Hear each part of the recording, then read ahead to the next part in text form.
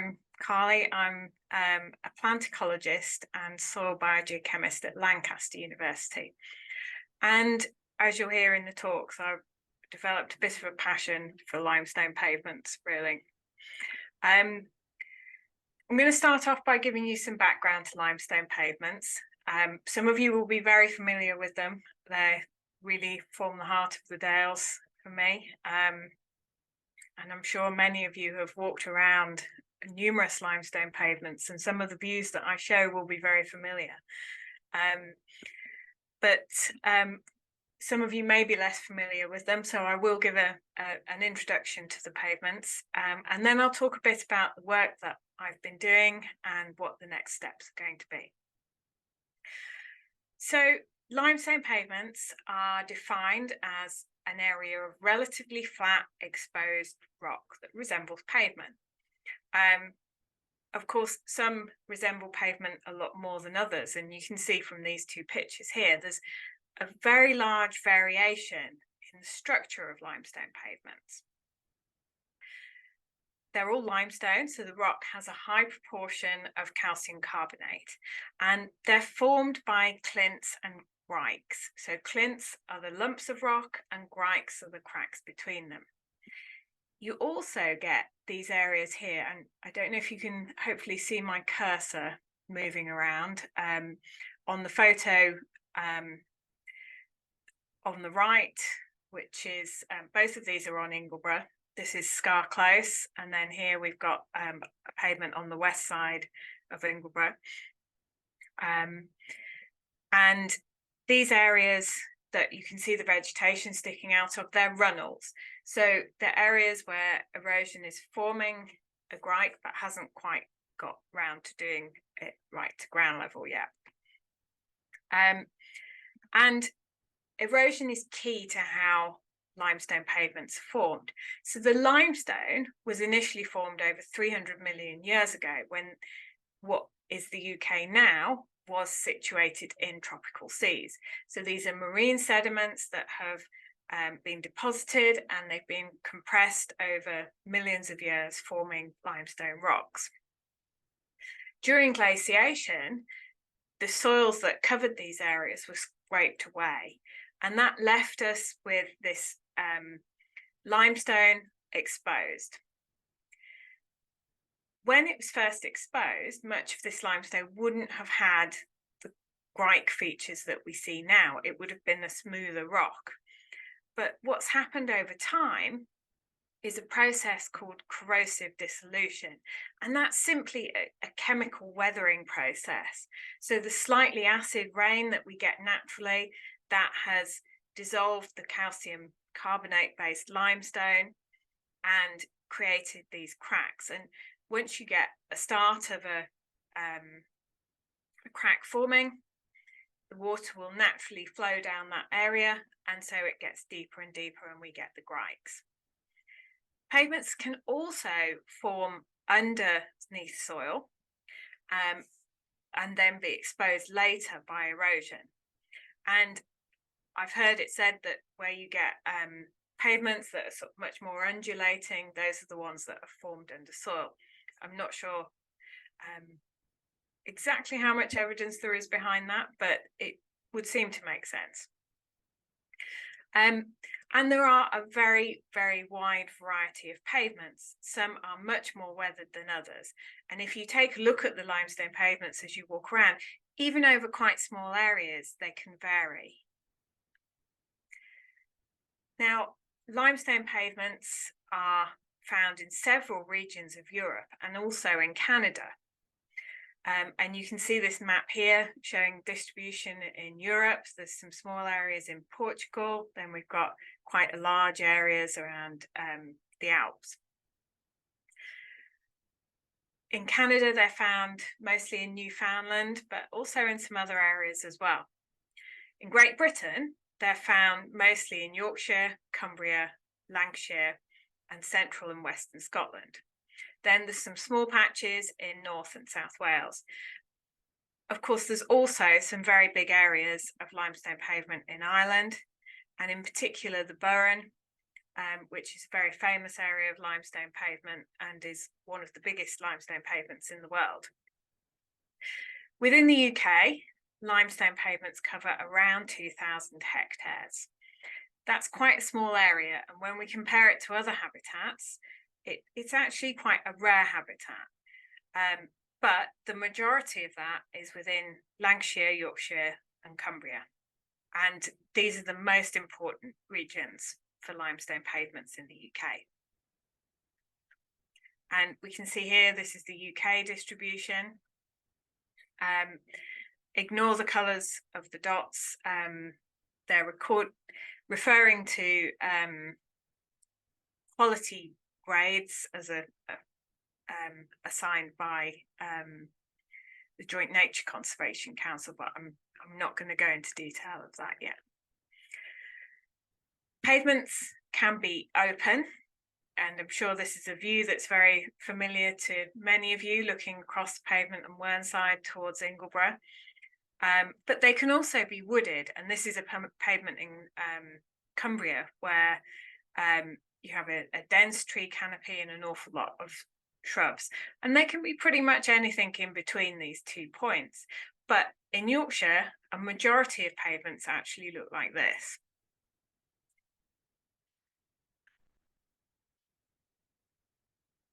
When you look down the grikes, you find a hidden world, but what's in that hidden world can be hugely variable again. Sometimes you look in grikes and they're almost empty. Other times you look down a grike and you find a whole world of plants competing for space, growing up the sides of the rocks as well as in the base of the grike, with lots of different species all intermixed with each other, just like we see here. So there's about 5 or 6 different species growing in this grike. And the species that grow in grikes are really interesting because what we find is a unique assemblage of species. So it's not that it's particularly different species to you find growing elsewhere, but we find them growing with neighbours we wouldn't necessarily expect. And we get a mix of woodland species and grassland species. So I picked out a few of the woodland species we would commonly see. So we've got wood anemone here on the left. We've got black spleenwort, maidenhair spleenwort. This is lady fern, clematis. It's not so common in the Yorkshire pavements, but we get quite a lot of clematis growing in the Lancashire and Cumbria pavements. And then we've got hard shield fern. So these are all species that we would typically expect to see in calcareous woodlands rather than in open habitats. But because the grikes are shaded, that allows them to grow quite well within open limestone pavements. We also get calcareous grassland species, and these are the species that we would typically expect to find in open grassland. So a few examples here, we've got woods cranesbill, broadleaved helleborine here. This picture is actually from Scotland. Wood sage, early purple orchid, limestone bedstraw, and lady's mantle. So a whole different set of species that we would typically find in open habitats. But in limestone pavements, you get this intimate mix of these woodland and grassland species.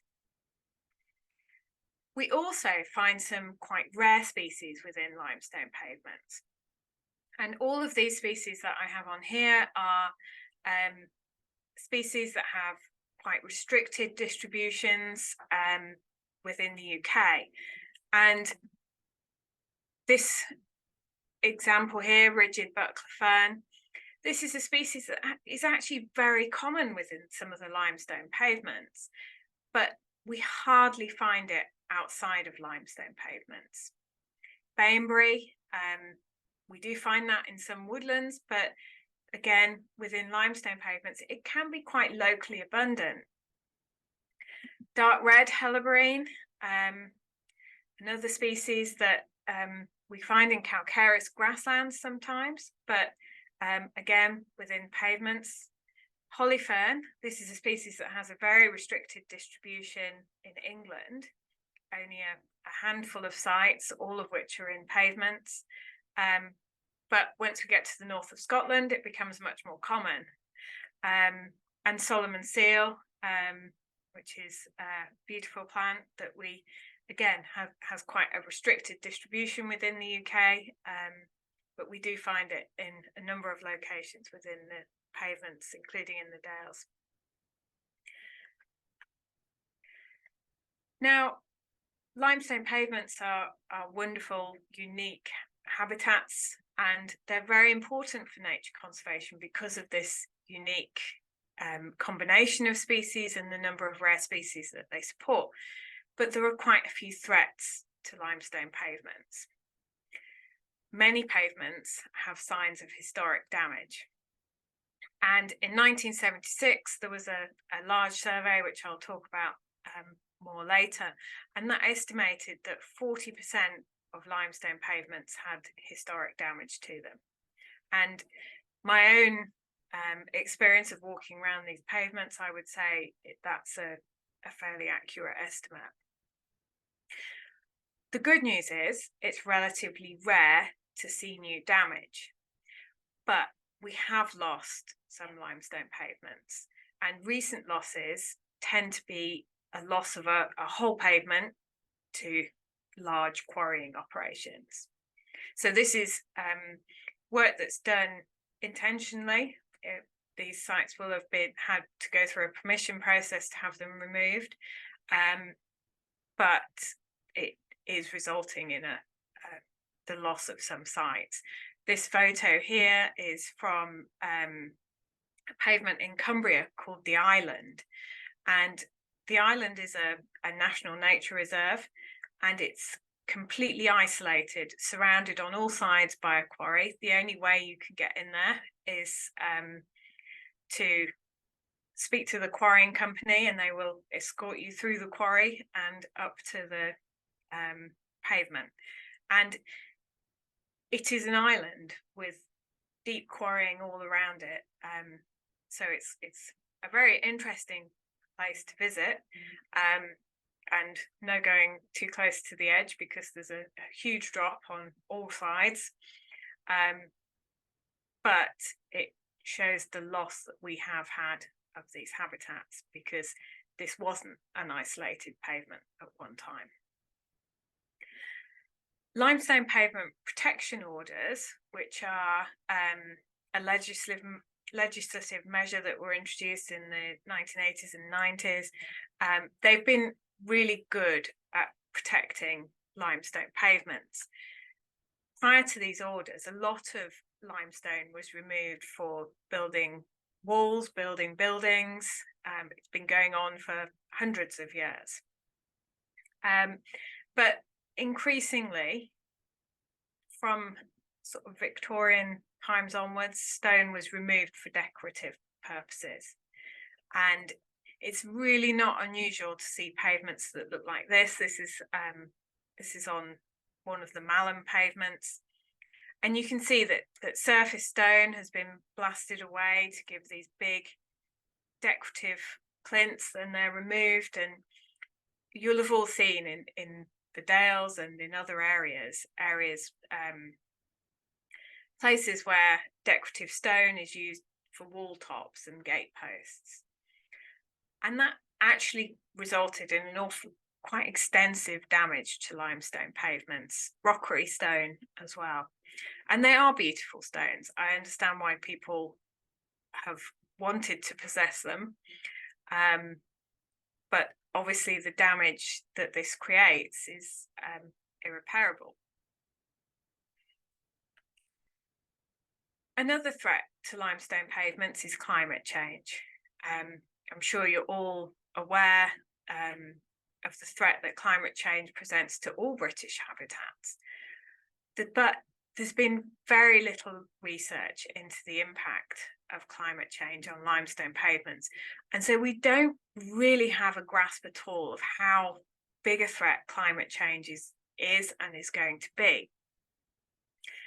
We know from long-term experiments in calcareous grasslands that communities can be quite slow to respond because they're quite starved of nutrients, and perhaps communities that change very slowly anyway. But changes are occurring on a small scale. So there is definite potential for this, for climate change to be a threat. A study by some scientists at Chester University showed that the climate in grikes was less variable than outside the grikes. This potentially means that limestone pavements might act as a refuge for plant species, so they could become incredibly important in the future. But we need more investigation and experiments to understand what's likely to happen. Another threat to limestone pavements is nutrient levels. High nutrient levels can lead to a reduction in diversity. That's because nutrient demanding species like nettles and thistles and some grasses can become dominant. High nutrient levels are often the result of grazing in the past or nearby fertilizer use. And this pavement here, this particular area, you can see the bright green grass around. That's grass that's been fertilized using an inorganic fertilizer. And because the sheep are grazing in those areas and then transferring those nutrients onto the limestone pavement, the pavement becomes enriched and you get areas like this where you have lots and lots of nettles. We also get atmospheric pollution from nitrogen. So many of the fertilizers, animal waste, all of these things emit ammonia to the atmosphere. And we also have nitrogen oxides, which I'm sure many of you all heard of as a byproduct of burning fossil fuels. And these things enter the atmosphere, but they don't stay there. They're actually deposited back to the earth. And that's like applying low levels of fertilizer over everything. When you're in a limestone pavement, you're in a very nutrient poor community with hardly any soil. So keeping to put nutrients on these habitats is potentially a very bad thing. Another threat to limestone pavements is overgrazing. And this leads to pavements with no emergent vegetation and few or no trees. These pavements typically have a lower diversity, and we talked about nutrients they can also be highly enriched with nutrients. So this is a pavement, I think this is at Great Asby, actually, rather so not in Yorkshire, but here you can see that there's nothing that grows out of the grikes, and that's because the sheep wander across the pavement and anything they can reach they will eat.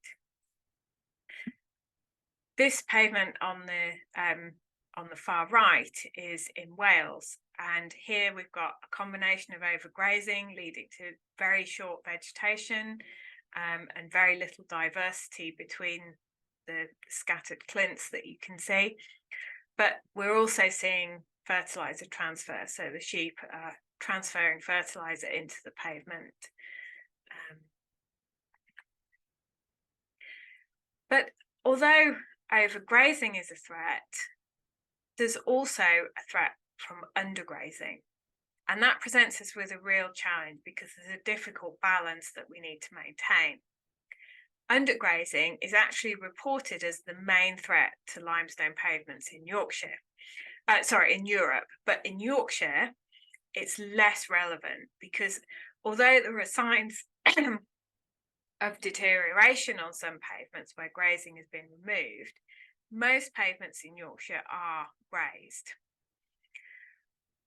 The reason that undergrazing can be a problem is that once the tree canopy closes, and so you get high cover of trees above the pavement, it becomes very, very dark in the grikes. And that dark, moist habitat promotes moss growth. And the plants that were growing in the grikes tend to sort of migrate upwards because they're moving to where it's lighter.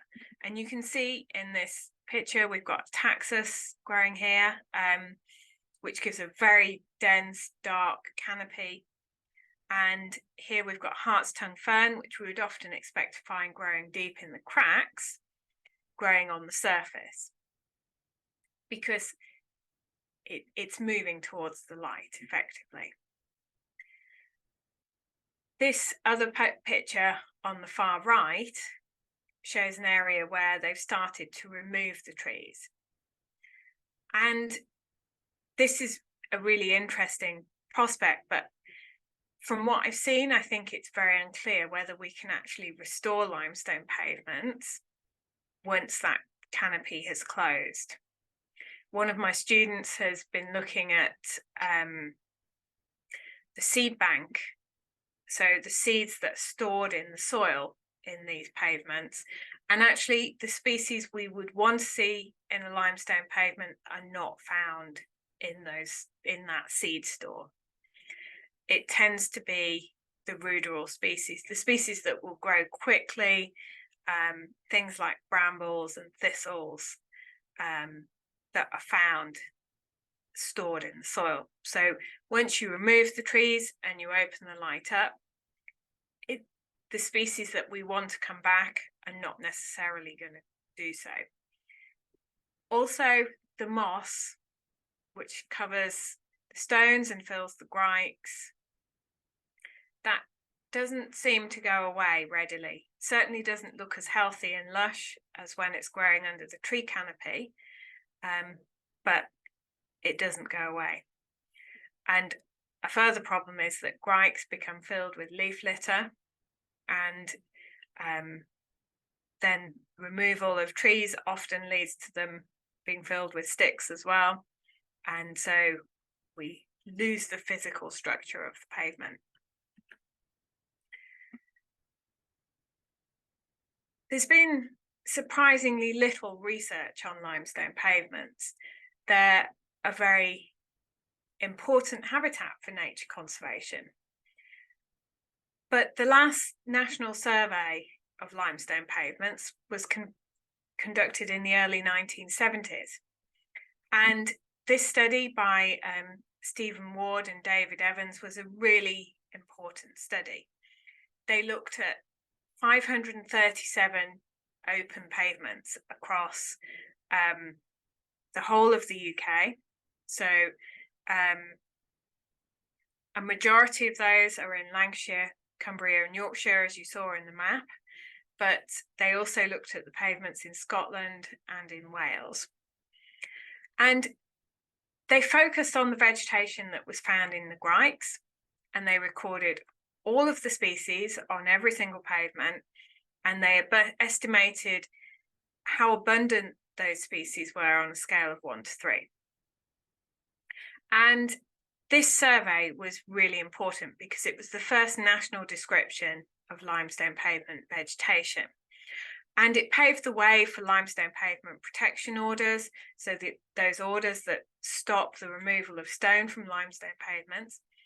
And it led to individual protection for many different sites, leading to designation as sites of special scientific interest or as national nature reserves even. Now, my own research, I came across the Ward and Evans report in 2016. At the time, I was heavily pregnant, and there wasn't much prospect of going out and repeating the survey. But I recognised the need for that because this survey had been so important, but no one had repeated it since then. And so we had no idea how limestone pavements had changed. So after this little one was born and I returned from maternity leave, I started the survey. So I started that in 2017. I didn't manage to complete it until 2022, and you can see she's changed quite a lot. But that study has been fantastic, and of course, during the course of that, spending so much time on limestone pavements, I've absolutely fallen in love with them. The first academic paper from the study was submitted this year and describes how the vegetation has changed over time.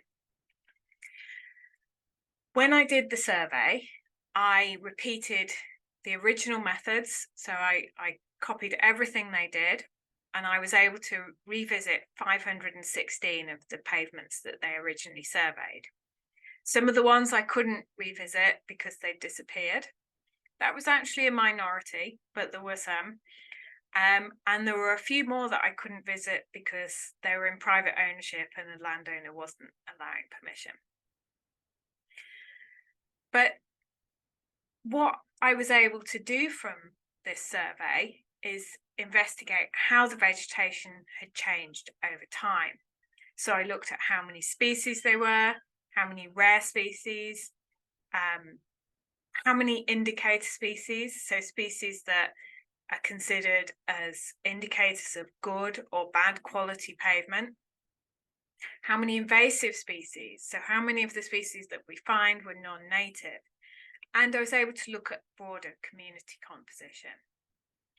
To do the surveys, I spent a lot of time walking around limestone pavements, and those of you that are walkers may well be familiar with Strava, which maps where you've walked, and this is a fairly typical walk of visiting a limestone pavement. So I have a long walk in up a hill, and then I get to a limestone pavement and I walk backwards and forwards across it in a very big zigzag, because I want to look down all of the grikes.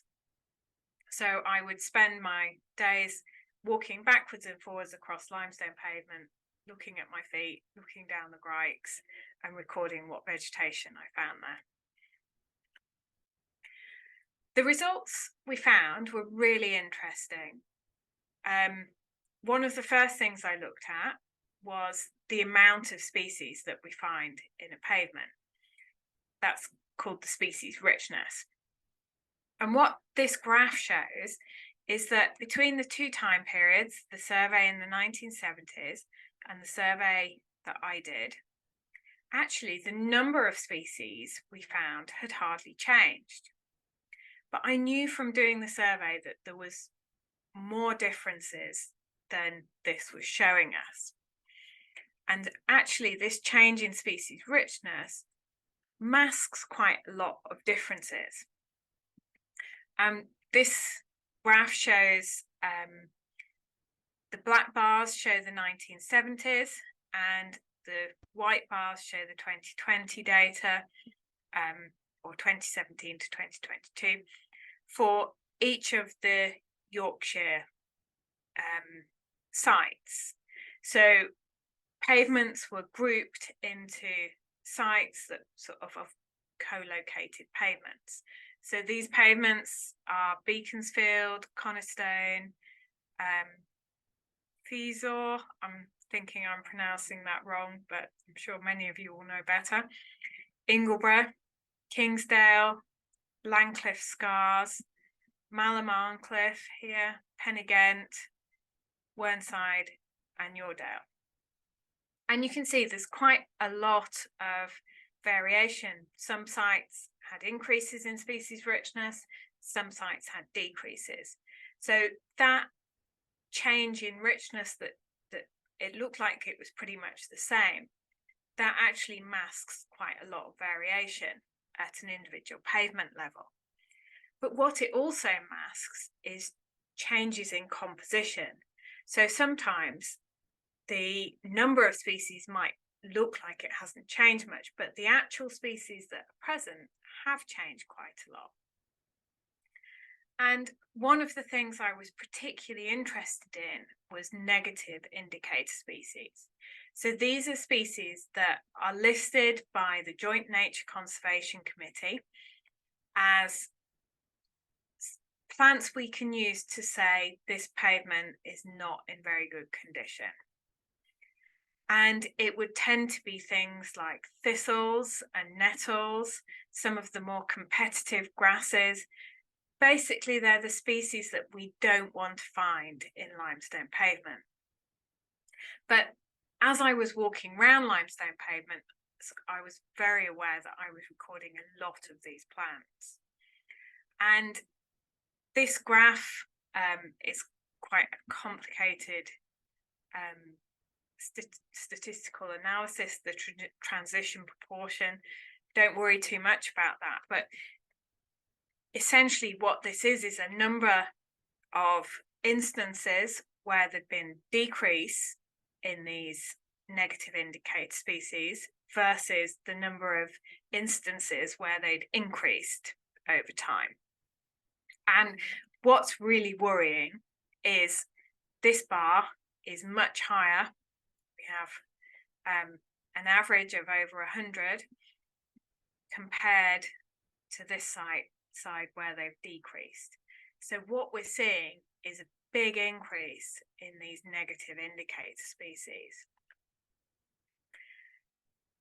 Across the survey, I recorded 335 plant species, and 249 of these were present within the Yorkshire pavements.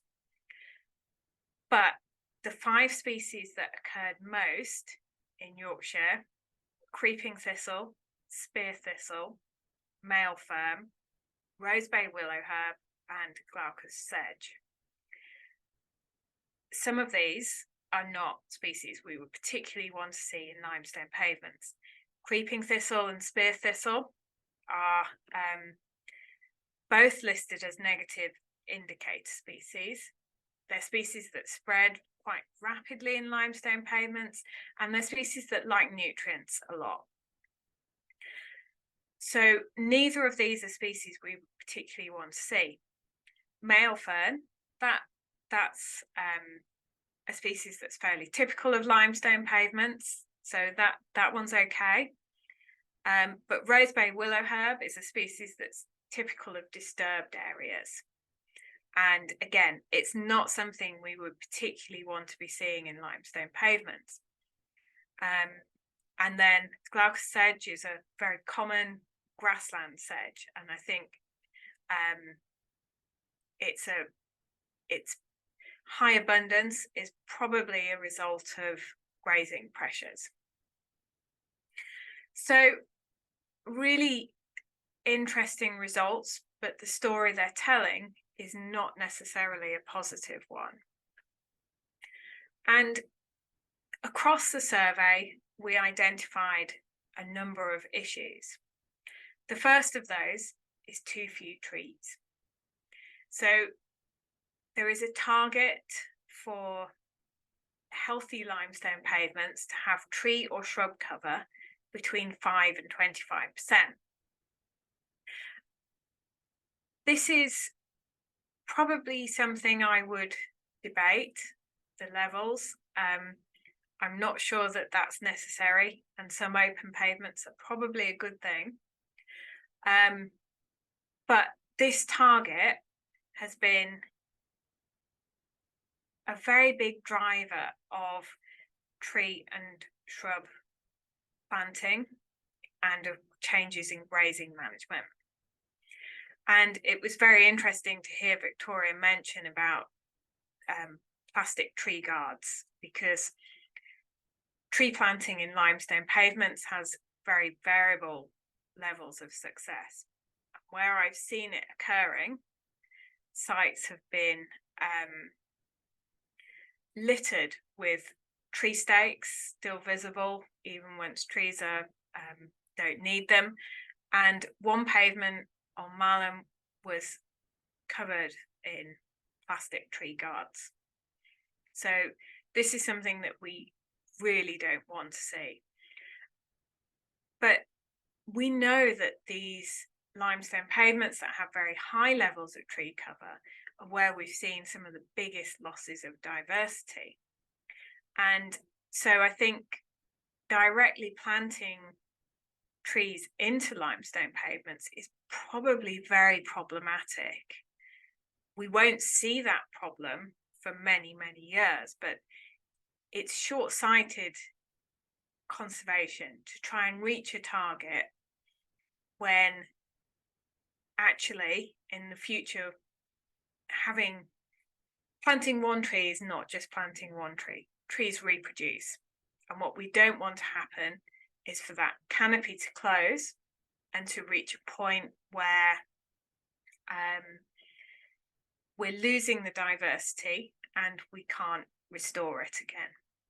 So I have a very strong preference for, if we're going to plant trees, we should be planting them near to pavements and allowing natural regeneration in the pavement.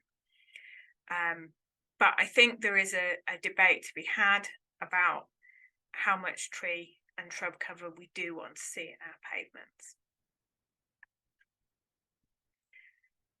Grazing is very much a problem on limestone pavements. So overgrazing and intensive grazing is definitely negative, and the results clearly show the negative effects of overgrazing.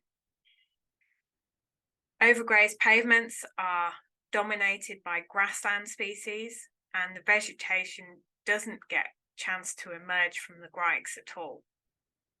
They're much less diverse, and we see fewer of the rare and woodland species.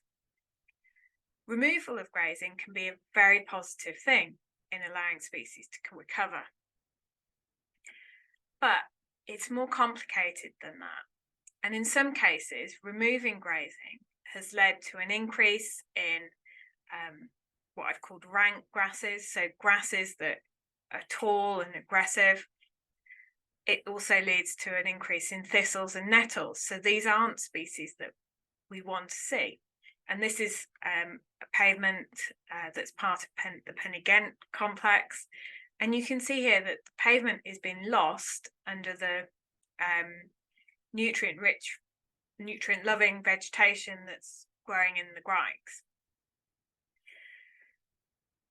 So long-term removal of grazing can be a bad thing, and sometimes seems to result in deterioration of the limestone pavement. So what we need is more investigation to understand when grazing removal is going to be a good thing and when it's going to be a bad thing. And at the moment, we have no understanding of that. So I've spent a lot of time identifying threats and problems for limestone pavement, but what are the solutions? Well, we urgently need more research. The last academic study on limestone pavements that resulted in a publication in an academic journal was in the 1980s. So that's a really long time ago, and there have been some pieces of research that have been done since, but they haven't been published, which means that other scientists can't read them, and it means that no one is building on those findings. We really need to know about how we should be best managing our limestone pavements, because at the moment, conservation agencies and charities are having to make decisions without any evidence to base those decisions upon. So individual organisations are deciding how to manage their limestone pavements based on their own experiences, and they're not able to draw upon the experiences of other organisations and more controlled scientific studies. We also need to know more about what climate change means for limestone pavements. How much of a threat is climate change? And to what extent might limestone pavements act as a refuge for some of the species that will likely decline in other areas? We also need to know more about how we can restore limestone pavements. So I've talked a lot about how some of our pavements are very damaged, but can we reverse that? And if we can, how should we be doing it? And all of this needs experiments to be conducted and monitoring to be conducted. We really need to move away from a one-size-fits-all management solution. So we need a range of options, and people need to know when to apply them.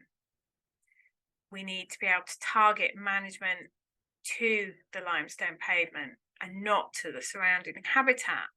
And this is a really difficult thing because often, and you'll know this from walking around, limestone pavements are situated within other habitats. That might be grassland, it might be woodland, or it might be heathland.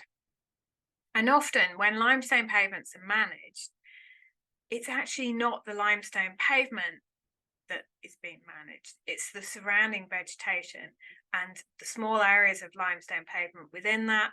They just have to, be managed the same as everything around them because we can't fence them. And often it is very challenging to fence areas of limestone pavement because much of the land they're found on is common land, and so legislation actually prevents them from being fenced off. So really what we need to do is ensure that people on the ground have the information that they need to make decisions. So we need to know we've got tools to assess habitats, and that's based on evidence. So we need a lot of change. Very fortunately, I've managed to secure funding for the next 3 years, starting in January, to begin addressing some of these questions. So that's funding from the Natural Environment Research Council, and the project will allow me to do research into limestone pavement vegetation management, as well as starting the process of developing these tools. One of the things I'll do is make a classification method for limestone pavements so that we can see the range of different types of pavement that we have, for example. I'll be taking the guidelines that are used by Natural England to assess whether limestone pavements are good and whether they need further changes, and I'll be revising that. And really importantly, I'll be bringing together conservation practitioners to ensure that all this new research reaches the right people. So that's through limestone pavement partnership that I'll be setting up. But we'll also be looking to learn lessons from other countries. So as you saw, limestone pavements occur across the world, and we need to learn from other regions that have limestone pavements and how they're managing them. So that's the end of my talk. I'd be very pleased to take questions from you. There are some people I need to thank, in particular my funders for this study, who are the Botanical Research Fund, the Wildflower Society, and a private donation to Lancaster University. I'm very grateful to all of the landowners and farmers who permitted me access to their land to complete my surveys, and to all the students, colleagues, family and friends who accompanied me on various surveys. And thank you for listening.